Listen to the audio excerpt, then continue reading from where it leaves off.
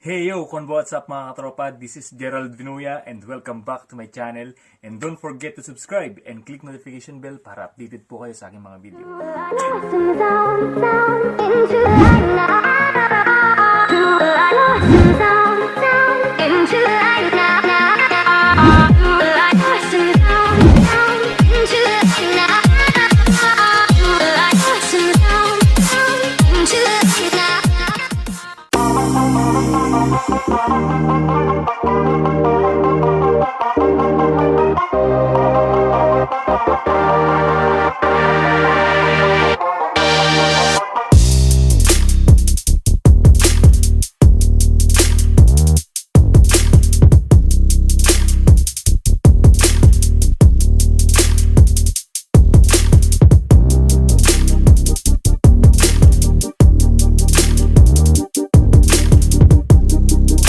Mga katropa, kung napanood nyo yung vlog ko kahapon about dun sa day shift salary ko last month. So, makikita nyo dun kung paano ako dumiskarte about dun sa allowance ko, kung paano ko siya i-budget para magkaroon akong savings. So mga tropa, ayun, bale kahapon na alas 7 yata ng gabi. So, may nakita akong stabilizer na worth 8,000 lang yan. 8,000 mahigit sa yen. Tapos, yun ang pinakamura. So, nung tingnan ko yung review ba yung tawag doon? Review niya. So, okay naman at talagang siya. Maganda na para sa mura. Yun. Hindi ako bumili ng mahal kasi nanghihinayang ako. So bumili ako ng stabilizer para mas maganda yung kalabasan ng ating mga vlogs para hindi tayo mahirapan na maalog, di ba? Kasi ginagamit ko lang tripod. Yun. Ngayon mga tropa, pinag-ipunan ko talaga to. Di ba yung allowance ko is 40,000 or 4 na lapad. So yung 2,000 is for foods. Tapos yung 2,000 is savings. Minsan, di ba, nagagalaw din yun. So ngayon mga tropa, nakakapag-ipon ako para dito, para makabili din ako ng stabilizer. Ngayon mga tropa, in-order ko siya kahapon sa Amazon. Hindi ako ng Amazon na, pero Amazon baka naman. Ayan. So ito yung box. Ngayon mga tropa, bale yun, tips ko lang, kung meron kayong gustong bilhin na isang bagay, pag-ipunan nyo. Tsaka dun na practice yung natin, yung kung paano tayo mag-budget sa allowance natin. Yun. Tapos, yun, napag-ipunan ko lang siya din nung sinabi ng kasama ko may mura daw na stabilizer. So, yun. Agad namin in-order kasi nga may discount din siya ng ewan ko magkano yung discount nito. Basta may discount din siya. Yun. Tapos, ayun, i-unboxing natin siya ngayon. Tapos, the next day, natin. I-try din natin kung ano siya, kung ano yung performance niya, kung quality ba siya. Kasi base dun sa review tsaka dun sa mga YouTuber din, talagang maganda siya para sa kumpara dun sa price niya, tapos sa performance niya, mas maganda yung performance niya kahit mura siya. Yun. Maganda ang performance niya kahit mura. Yun. Ngayon mga tropa, simulan na natin kasi gabi na. Kakauwi ko lang galing trabaho. Yun. Maulan pa rin dito sa Japan mga tropa. Nabasa ako ng ulan kanina. So ngayon buksan na natin. Ayan o, nakasil pa siya. Ayan. So kanina lang siya dumating. Ang galing nga no, kahapon ko lang siya in order. Tapos dumating siya agad ngayon din. Siguro mga 24 hours lang siya.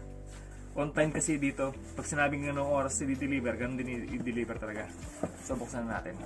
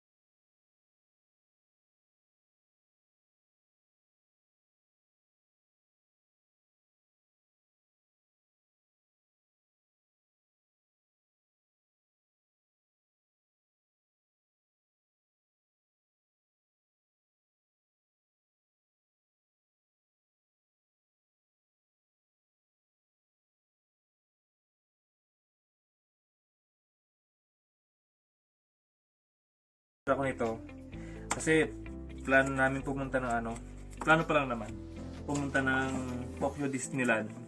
So gusto ko kasing magkaroon na gusto ko din i-vlog doon para maganda naman yung kasi pag tripod kasi magalaw. Pero dito kasi lessen yung galaw, di ba? Maalog pala. Wala, ang kalat na. Oh, ho, ho. Ito na.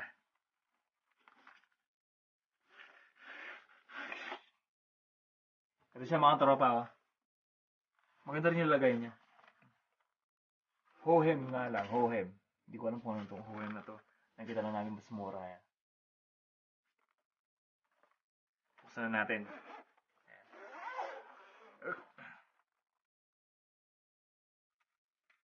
Oh, may paano pa? Manual. Ito yung niya, pinaka-manual. Ito. Yung yung stand niya. Oh, maganda. May goma sa baba. Yan. Yun. Tapos itong charging niya. Ito, yung connector. Ay, lalabas ko na. Ang ganda. Ayan. So, dane. Ganyan lang pala siya. Ayan. So, hindi ko pa siya alam gamitin. Papaturo pa ako sa kasama ko. Ito mga tropa, nakita ko sa review doon sa eto. Pwede kang mag-charge dito. Pwede kang mag-charge. So, nakita ko, hindi ko pa nasubukan, pero kapag nalobat ang cellphone mo, pwede mo i-connect yung connector tsaka sa cellphone mo. Parang makakapag-connect ka. Ayun, talaga, makakapag-charge ka. Yun.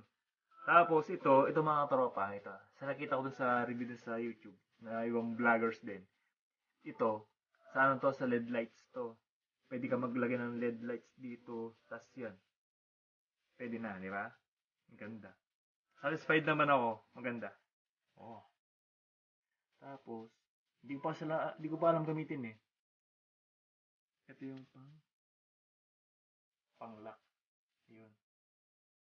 Palagi ko pwede rin sa GoPro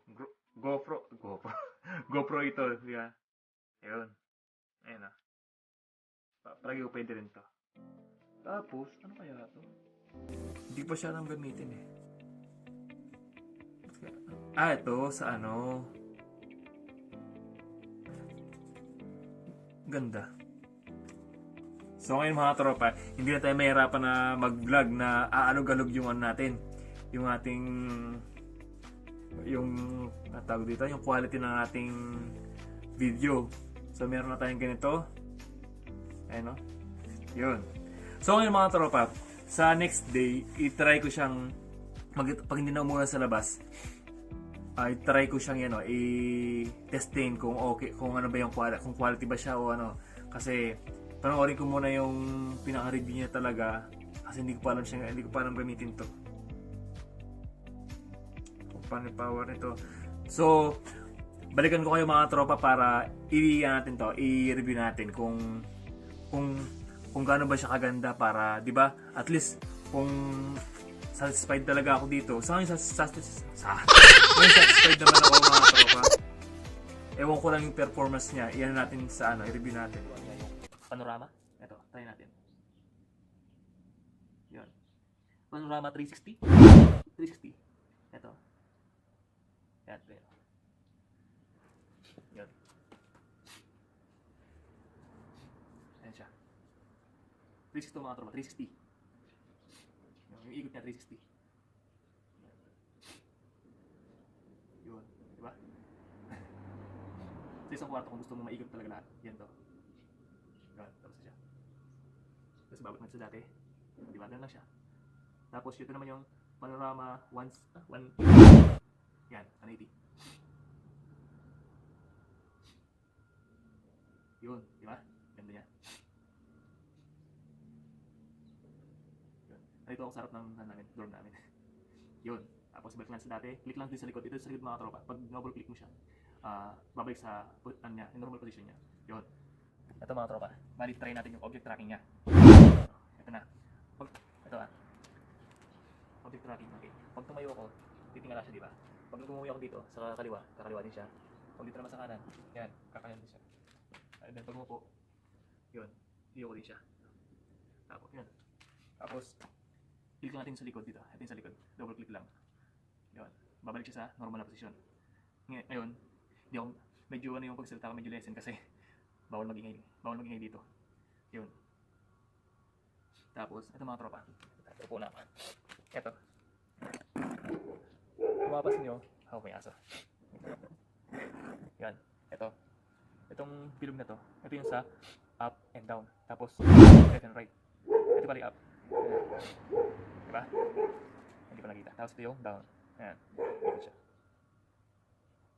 So, yan. Yan yun. So, pag babalik mo sa normal na posisyon, ito lang sa likod. Double click lang, babalik na siya. Then yung left, right pala. Yun. Yan. Ang gusto ko dito kasi, mas, ano yung ikot niya, mas, talagang umikot talaga siya ng 360. Ano? Ang dami niyang ikot, di ba? Oh, balik natin sa dati. Double click lang, babalik na siya. Then, ito mga tropa. Ito. Ito yung sa ito yung sa zoom in tsaka zoom out. In natin, ayan. Yan. Zoom out. Yan. Yeah. Zoom in. Zoom in. Oh, zoom out. So, yan natin yung camera. Ikot natin. Yan. Zoom in natin. Ay, wait lang. Zoom in. Diba? Ayun. Kita mo talaga yung bike doon. Tapos zoom out natin. Ayun. Tapos mga tropa ito. Itong red na to. Bal tatlong gamit ito. Gamit siya sa on tsaka off. Dito. Yung bal na to. Yung Huawei na to. Pag isang click. Wait lang. Mapunta sa camera. Ayun yung camera. So pag dalawang click sa video. Video siya mapupunta. Dalawang click. Ayun. Video na siya. At nagsimula na siya mag-film. Diba? Yun. Ano pa bang ano nito? Tapos ito mga tropa. Ito. Alam ko, itiyata yung sa pwede ka maglagay ng headlights at kung ano pang mga accessories. Tapos dito sa gilid, ito, ang malaki na to, pwede ka mag-charge dito. Kapag nilobat yung cellphone mo, pwede mong i-charge dito gamit ang gimbal na to. Tapos itong pinakamaliit na to, yung maliit na yan, diyan ka mag-i-charge. Pag nilobat ito, dito mo siya i-charge. Yun. Diba? Ang galing niya. So medyo money balls ko yung mahina kasi nasa labas ako, baka may storbo yung sa kabilang bahay. Ito yun. Yan. Palibot kami ng mga apartment dito. Yan. Kaya hindi ako pwedeng mag-ingay masyado. Yung mga katropa, bali, satisfied naman ako dito sa nabili kong stabilizer. Mura siya. Mura talaga. Pero yung performance naman niya, okay naman. Diba? Mura na pero okay yung performance. San ka pa, diba? To. Huawei iSteady Mobile Plus to. Maganda yung performance niya pero mura din siya. Kaya tsaka wala akong masyadong ipon. Siyempre, diba? Yung ipon ko, diba? Sa ano lang? Sa allowance ko lang. Doon ko lang kinukuha yung pinambibili ko ng mga gadgets ko. So, hindi ko na ginagalaw yung padala ko sa Pilipinas kasi mababawasan pa, di ba? Kaya kung may gusto kang bilhin may gusto kang bilhin na gadget, mas okay na mag-ipon ka dun sa allowance mo na lang. Kaysa bawasan mo pa yung padala mo sa Pilipinas, di ba? So, yun yung tip ko sa inyo ngayon, mga tropa. Bilang trainee dito at siyempre, mas practical yung mas mag-ipon ka muna bago ka bumili. Huwag mo nang bawasan yung padala sa Pilipinas, ipon mo muna yung pambili mo ng gadget galing dun sa allowance mo. Yun ang mas maganda dun. Yun. Kaya ito, yun. Nabili ko siya 8,000 yen lang dito sa Japan. So, umorder pala ako sa Amazon. Doon ako umorder. So, 8,000 yen lang siya. So, yun mga tropa, no? Yun, na-share ko lang sa inyo. Na-share ko lang to para sa mga nagtitipid din na gusto bumili ng mga gadget, mga ganito ng stabilizer. Ito, Huawei iSteady Mobile Plus. Yun to yun. Ito yun. Sa gustong bumili ng murang stabilizer, ito po yun. Ang Huawei iSteady Mobile Plus, mga tropa. Maganda na yung performance niya. Tapos ito pala mga tropa, yung stand niya dito. Yan. So, syempre natanggal din yan. Yan. Yan. Ito. Ito lang pinakamalit lang siya. Yan. Balik natin, itago na naman siya. Ayan, diba? Ganun siya kaganda. Sa mga konti pa lang naiipon o konti yung budget, ito yung mas parang sasuggest ko sa inyo bilhin nyo. OM iSteady Mobile Plus. Ito yun. Approve sa akin. Kaya mga tropa, asahan nyo na yung video ko mas okay na kumpara dati kasi ginagamit ko talaga yung yung tripod lang, magalaw talaga siya. Pag nanginginig ka na yung kamay mo sa lamig o kaya sa nangangawit ka na, pati yung camera nanginginig na din. Kaya ito kahit na galaw-galawin mo, ganyan. Okay pa din yung quality ng video mo. Hindi siya magalaw, di ba? Hindi katulad diyan sa tripod ko, magalaw talaga siya. Kaya yun, mas okay na ngayon. Di ba? Kaya ayun, lagi ko sinasabi sa inyo mga tropa, no? Stay humble and God bless po sa inyo. Bye-bye.